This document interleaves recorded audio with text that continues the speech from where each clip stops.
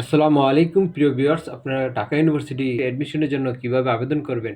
আমি আপনাদেরকে আজকে প্র্যাকটিক্যালি দেখিয়ে দিব। কিভাবে ছবি থেকে টাকা পেমেন্ট করবেন সম্পূর্ণ আমি এটা আপনাদেরকে টিউটোরিয়াল দেখিয়ে দিব। চলুন প্রথমে আমরা গুগলে যাব।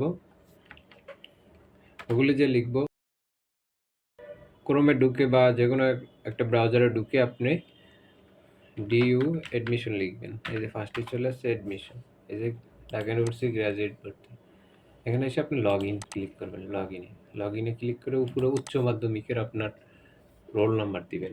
তারপর এখানে আপনার বোর্ড দিবেন, যে বোর্ডে আপনি এসএসসি পাস করছেন। তারপরে নিচে এসে মাধ্যমিক রোল নাম্বার দিবেন। তারপরে দাখিল করুন, এখানে ক্লিক করবেন। দাখিল করে ক্লিক করার পরে এই যে আপনার ইনফরমেশন চলে আসবে, ঠিক আছে কিনা। তারপরে হচ্ছে আপনি নিচে আসবেন, নিচে এসে এখানে নিশ্চিত করুন, এখানে ক্লিক করবেন। ক্লিক করে আপনি এখানে ফার্স্টে লিখবেন আপনি কোন ভার্সনে পরীক্ষা দিতে চান। ইংলিশ হলে ইংলিশ, আর বাংলা হলে বাংলা। বাংলা দিলাম। আমরা হচ্ছে কিসে পরীক্ষা দিতে ইচ্ছুক, আপনি যদি ইংলিশে প্রশ্নে পরীক্ষা দিতে চান ইংলিশ ক্লিক করবেন, আর পরীক্ষা দিতে বাংলা বাংলা। তারপরে এখানে বর্তমান ঠিকানা দিবেন। আপনি বর্তমান যেখানে থাকেন সেই অ্যাড্রেস দিবেন এখানে।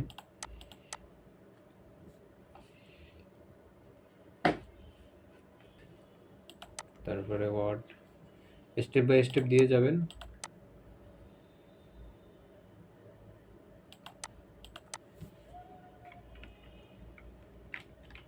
এখানে সম্পূর্ণ বাংলা লিখতে হবে, বাংলা লিখবেন। তারপরে সাবমিট দিবেন। তারপরে এখানে আপনার ফোন নাম্বারটা দিবেন, তারপরে ইমেল দিবেন। এগুলো বাধ্যতামূলক অবশ্যই দিবেন, এগুলো ঠিক মতো চেক করে দিবেন, এগুলো আপনার মেইল আসবে। তারপরে এখানে পিতার পেশা দিবেন।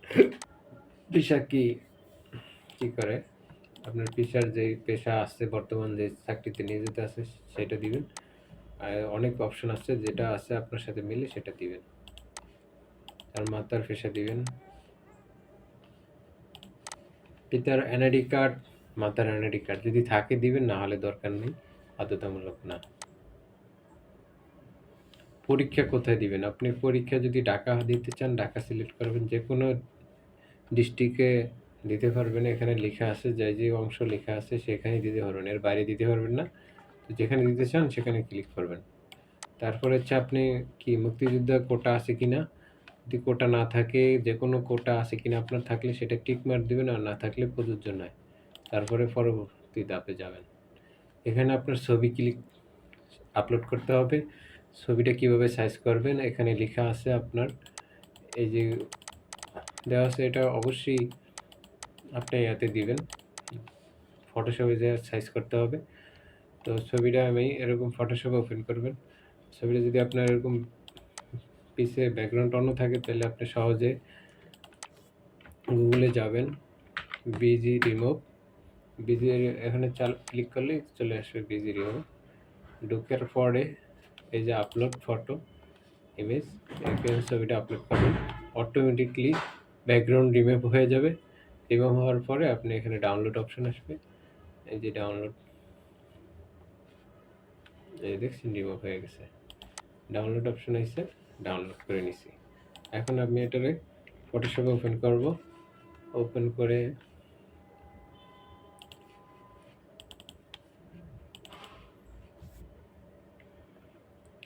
কন্ট্রোল এন ক্লিক করবেন। কন্ট্রোল এন ক্লিক করে এখানে আপনার যে সাইজটা ওরা চাচ্ছে,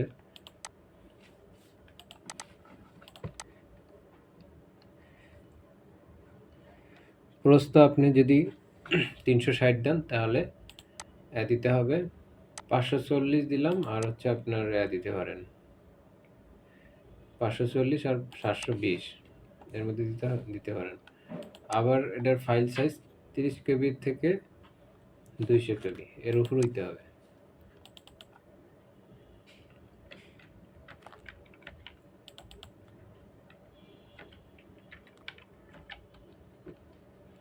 এই যে এখানে রেজুলেশন 300 দিবেন।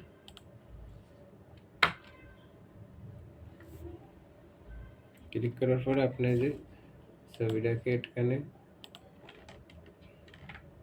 কন্ট্রোল অল্টটা ধরে ওখানে টান মারবেন, চলে আসবে। তারপর কন্ট্রোল কি দিবেন, দিয়ে এটা ছবিটাকে সম্পূর্ণ ঠিক মতো বসাবেন।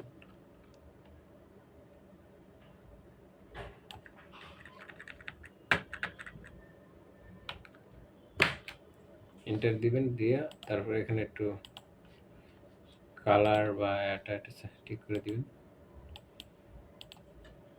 কন্টেন্ট বাড়িয়ে দিলাম, ছবিটা দেখেন এখন আগের থেকে পরিষ্কার। তারপরে এখানে আপনি এটা সেভ দিবেন ডেস্কটপে বা যে কোনো জেপিজি মোডে।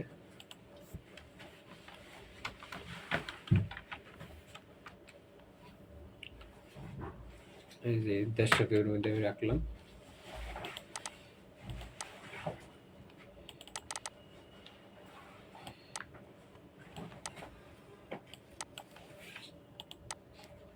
ছবি নিশ্চিত, এখানে ক্লিক করবেন। ক্লিক করার পরে এই যে পরবর্তী ধাপ, তার মানে ছবিটা ঠিক আছে। এইভাবে আপলোড করবেন। পরবর্তীতে যাবে গেলাম। এখন এই মেসেজটা আপনার ফোন থেকে এসএমএস করতে হবে। ফোন থেকে কীভাবে এসএমএস করবেন সেটাও আমি আপনাদেরকে দেখিয়ে দিচ্ছি। প্রথমে আপনি মেসেজ অপশনে যাবেন। মেসেজ অপশনে গিয়ে এই জায়গায় স্টার্ট চ্যাট, এখানে লিখবেন হচ্ছে আপনি অন 632 অন, লেখার পরে ডান দিবেন। ডান দেওয়ার পরে টেক্সটটা এসে লিখবেন, যেই এসএমএস এটা এদিকে লেখা থাকে সেইটা লিখবেন। আপনার সময় যেই টাইপটা আসে সেটাই লিখবেন। এটা পাসওয়ার্ড আসবে এরকম, পাসওয়ার্ডটা আপনি এখানে নিচে লিখবেন। আর এই পাসওয়ার্ডটা সংরক্ষণ করে রাখবেন, দিয়ে দাখিল করুন, এখানে ক্লিক করবেন। এই দেখেন আপনার যে ইনফরমেশন দিচ্ছেন, এখানে আবার একটু রিচেক করে নেবেন ঠিক আছে কিনা। চেক করে এখানে হ্যাঁ আমি নিশ্চিত, এখানে নিশ্চিত করবেন। নিশ্চিত করার পরে সাকসেসফুলি ওকে দেওয়া চলে আসবে। আবার আপনাকে লগ ইন করতে হবে। আবার আপনি লগ ইন করতে হলে রোল এবং এসএসসি রোল দিয়ে লগ ইন করবেন। তো রোল নাম্বার দিবেন, তারপরে ভোট দিবেন, আপনার যে ভোট দেওয়ার পরে দাখিল করুন, এখানে ক্লিক করবেন।